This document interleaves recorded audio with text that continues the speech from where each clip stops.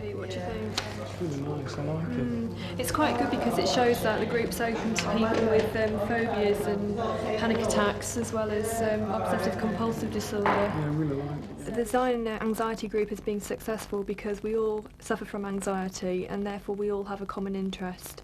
And this is something that often professionals and even family can't actually relate to the way that we can together. Because we're a self-help group, everyone has equal status, and so it is a very friendly social group. But as well as being social, we actually do provide information and written literature for people to take away. The group's been going for the past 6 months, and the response that we've had is just unbelievable.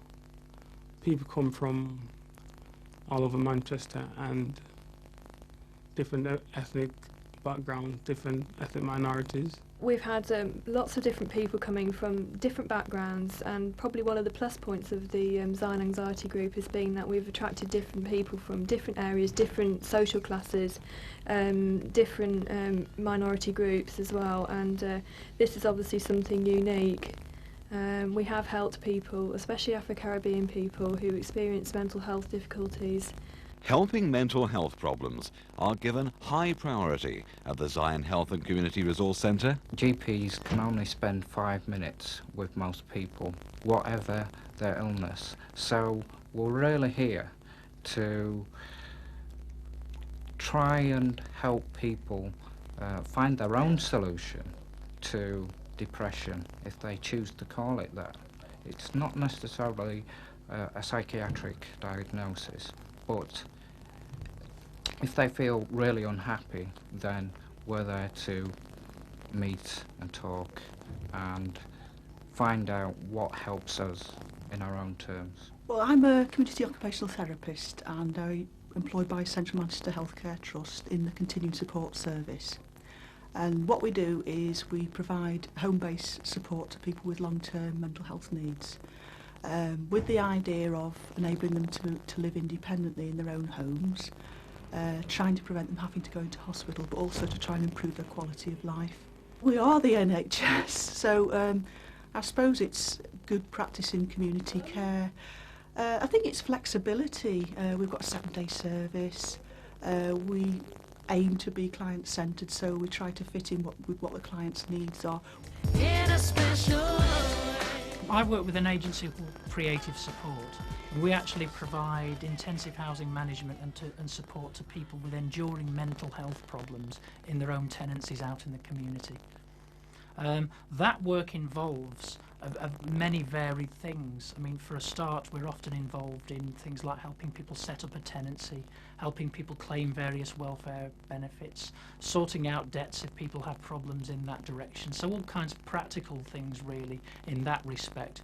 We're also there, if you like, for the more emotional side, for helping people to break any isolation they might feel in the community. We're also there to help people monitor their mental health as well and ensure that they don't relapse and hopefully don't end up back in hospital for any reason. Well, one thing that I'm very pleased about is our clients need a whole number of services in relation to their mental health, and the good thing about the Zion is a large number of those services are under one roof. So for a start, it means that somebody could come to this centre and gain access to not 1 but 2, 3 or 4 services. Also, we often find that we're working with the same people as other agencies in the centre, so we're able to joint work a lot more easily, given that we're in the same building. We can coordinate things a lot better, and that, of course, is a benefit to the clients who we work with. One-to-one confidential counselling is available at the centre. Again, we feel this service should be provided free. I'm Manjeet Singh. I work in the counselling service. The service is free, which is one of the major plus points about the service. Counselling tends not to be accessible to people who are on low incomes or who are unemployed or don't have the financial means for whatever reasons, and that is really important that we provide a free service. The service is really popular, it's expanding all the time, it's been going a couple of years, it costs a lot to run, and we think it's really well used. Also, one of our main aims is to provide a service that meets cultural and racial needs, and therefore we have a mixed range of counsellors. All counsellors are fully trained and qualified.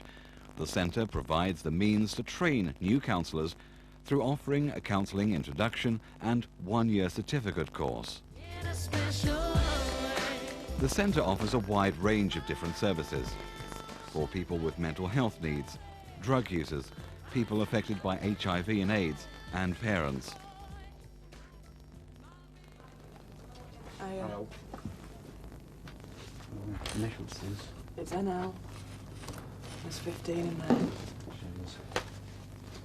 we get another one now? Yeah. My name's Sarah Higson and I work for Drug Advice and Support in Hume, which is DASH for short.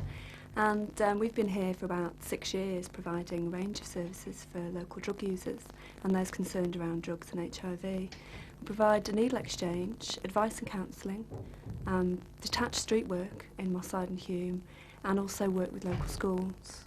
Now, since last June, we've been working in partnership with our statutory equivalent, Manchester Drug Service, who are also based here, to provide a more holistic and broader range of services for drug users. We now run a drop-in twice weekly where drug users can gain access to specialist services such as acupuncture, massage and welfare rights advice, as well as kind of an informal drop-in where they can get tea and coffee and snacks and chat to our volunteers. And Manchester Drug Service provide a treatment angle on it.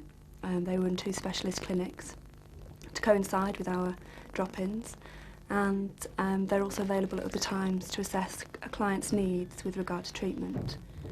We're one of the only partnerships like this in the city, and we've been incredibly successful. We work really well together. I work for BHAF, which stands for the Black HIV and AIDS Forum, and I'm the training officer, and we provide education, raising awareness in the different black communities in Manchester around HIV and AIDS. And we do provide a support service, a drop-in, for people who are affected by the virus, but we do cover other aspects of sexual health as well. All in all, the Zion Centre is the centre of the community in many different ways, and it's vitally important that its good work carries on.